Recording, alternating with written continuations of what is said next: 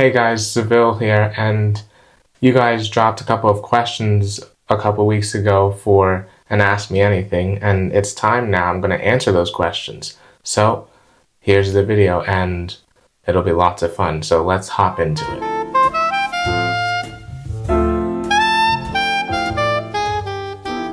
So our first question is from my good friend Andrew, and he asks, how long do you practice card each day?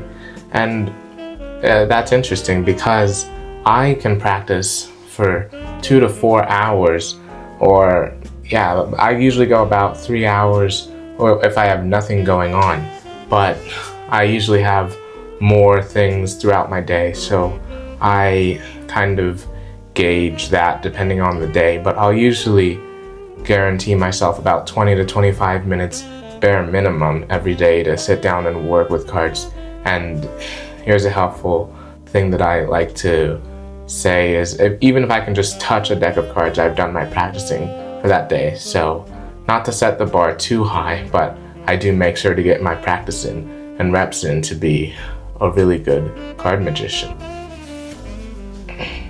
This next one is from John Coulter 69, and he's also a really good friend of mine. He asks, who's my least favorite magician? And I would say I don't have a least favorite magician necessarily, but one thing I will say is that I don't like magicians that rip off other magicians' content, and in today's day and age that happens way too frequently, and I feel that it's really disrespectful to the original creators of the trick, gives them no credit.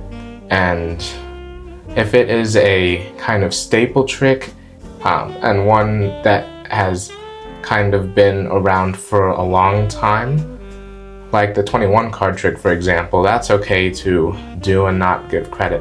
But if someone specifically created the trick, even if it's just leaving it in a description of a YouTube video or a book or referencing it in a video, that's very important to do because it shows respect to the original creators. So yeah, thanks for your question, Adam. From Tyler Osborne, what's my favorite card brand to use and what got me into the hobby?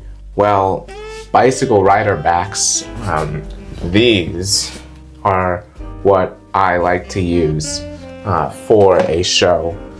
They're just very recognizable with my audience. That's important, so I don't think you're using trick decks or anything, because a lot of the stuff I do, like 90% of the stuff I do is sleight based or just skill based, so I don't need a trick deck to do amazing things. So yeah, my favorite brand is the rider backs. And he also asked what got me into the hobby, and it is this guy named Card Magic by Jason on YouTube. You can look him up on Instagram and YouTube. He does amazing stuff with cards. But I can remember one day I was scrolling around on YouTube and I found self-working card trick on his channel, and I tried that for so long and I showed it to my dad, and we both could not figure out how to get the same result. And that's when we realized it wasn't self-working at all. And that is what kind of hooked me into getting into card magic as well. I had also been into it in 2019. I saw A Million Card Tricks on YouTube. Check out his channel if you want to get into card magic. He does great videos. But I started learning some of his tricks, and I realized that it was kind of difficult with my disability, I guess, but I persevered through that, and look where we are now today, doing insane stuff that people can't wrap their heads around. So yeah, it was a win-win situation, really. So I accredit it to A Million Card Tricks and Card Magic by Jason for how I started this journey. The next question is from Mateo. He says, how long have you been doing card tricks? And I answered this in my last Ask Me Anything, so if you want to scroll around on my YouTube channel, you can find the full video for that. But I'll answer it again, because why not?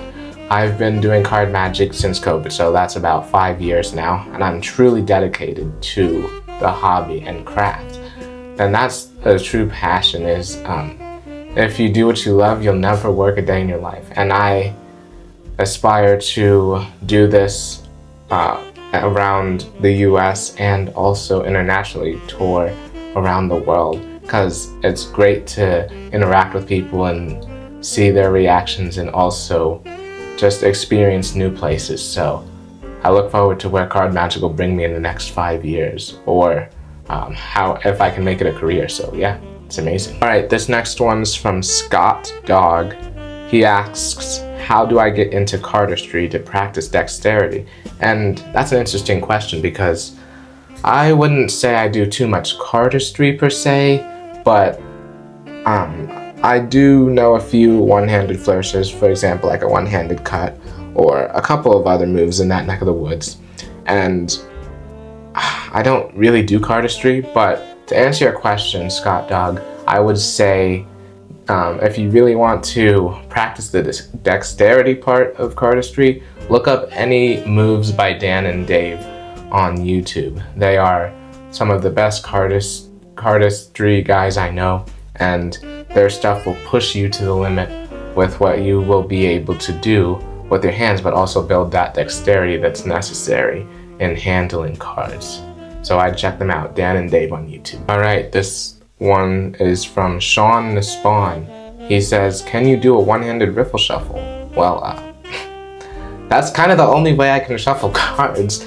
So I would hope I could do a one-handed riffle shuffle. Yes, I can do a one-handed riffle shuffle. If you look at any video of mine on YouTube, Instagram, or TikTok, you will see me doing that in every one of my videos. And it's kind of crazy, because a lot of people, when they see me do the one-handed riffle shuffle on the table, they think that's so impressive. How the heck is he doing that, you know? And I won't lie, it's kind of impressive. I know, because I was there. But I will say that for me, I consider it kind of a bare minimum for me to be able to shuffle the cards. So that was my biggest hurdle with getting into Card Magic, I would say, plus learning how to do the overhand shuffle, which I'm proud. We can do a little something here, which I'm proud of being able to do a reasonable overhand shuffle. That was a little choppy, but those two moves, the riffle shuffle flat on the table for me, and that overhand shuffle, are the two moves that I'm most proud of mastering in my toolbox, I guess, for Card Magic. So yeah, thanks for your question. And that wraps up the Ask Me Anything. You know, I got a couple of questions, you know, about 6 or so. So thank you guys for submitting the questions. It was a lot of fun, and I'm looking forward to being able to do it again. Until next time, I'll see you later.